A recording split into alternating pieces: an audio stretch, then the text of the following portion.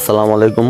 সবাই কেমন আছেন? আশা করি সবাই আল্লাহর রহমতে ভালো আছেন। আলহামদুলিল্লাহ, আজকে আমরা আমাদের নেপাল ভ্রমণের উদ্দেশ্যে রওনা দিয়ে ফেলছি। আজ 7ই আগস্ট। আমি, আমার স্ত্রী আর আমাদের ছোট ছেলেকে নিয়ে এবার আমাদের নেপালের ভ্রমণ।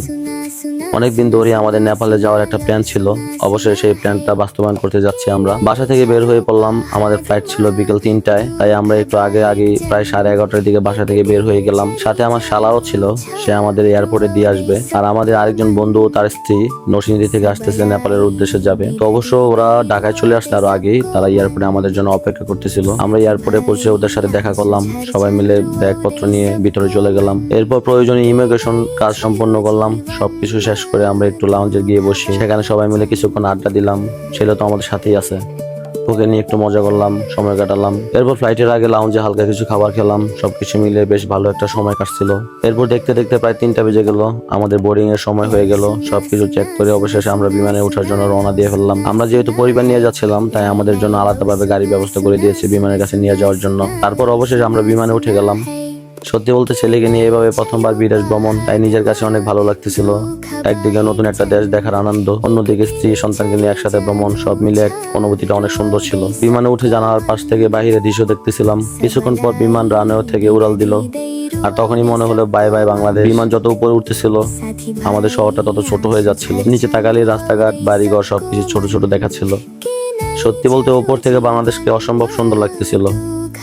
কিছুক্ষণ পর আমরা মেঘের মধ্যে ঢুকে গেলাম। চারপাশে শুধু মেঘ আর মেঘ। আকাশের উপর দিয়ে এভাবে ভ্রমণ করার অনুভূতিটা সত্যি অসাধারণ। এরপর বিমান বাংলাদেশ এয়ারলাইন্সের পক্ষ থেকে আমাদের খাবার পরিবেশন করা হলো। খুব বেশি কিছু না, হালকা কিছু খাবার ছিল। তবে আমার কাছে ম্যাঙ্গো বারটা বেশ ভালো লাগছিল।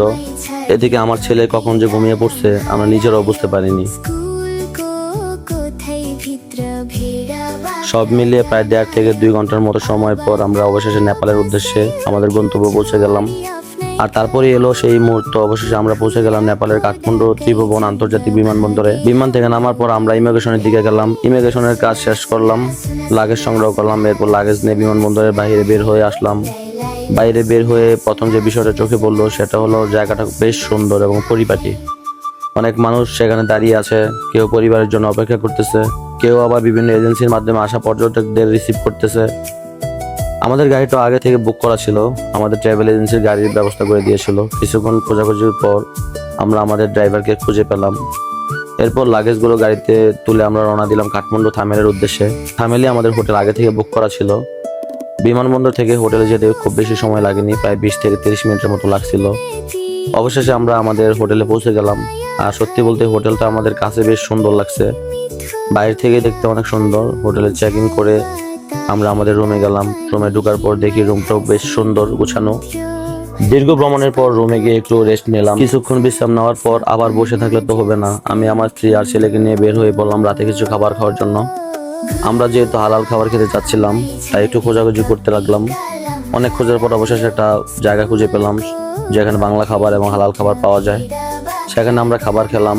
খাওয়া দাওয়া শেষ করে আবার একটু বাইরে হলাম, ঘোরাঘুরি করলাম। থামেলে রাতের পরিবেশটা আমাদের কাছে খুব ভালো লেগেছে। নতুন একটা দেশ, নতুন একটা শহর, সবকিছু নিজের চোখে দেখার মতো আলাদা একটা আনন্দ আছে। এভাবেই আমাদের নেপাল ভ্রমণের প্রথম দিনটা শেষ হয়ে গেল। আজকে আমরা বাংলাদেশ থেকে রওনা দিয়ে নেপালের কাঠমান্ডু এসে পৌঁছেছি। হোটেলে উঠতে পেরেছি এবং রাতে একটু ঘোরাঘুরি করলাম। তবে আমাদের আসল ভ্রমণ তো এখানে শুরু হয়নি, কারণ আগামীকাল সকাল সকাল আমরা কাঠমান্ডু থেকে পোখারার উদ্দেশ্যে রওনা দিব। সেই জার্নিটা কেমন ছিল, পথে গিয়ে কি দেখলাম, পোখারা গিয়ে কোথায় থেকেছি, কি খেয়েছি, সবকিছুই থাকবে পরের ব্লগে। তো আমাদের পরের ব্লগ দেখতে সবাই আমাদের ইউটিউব চ্যানেলে চোখ রাখবেন। তো সবাই ভালো থাকবেন। আল্লাহ হাফেজ।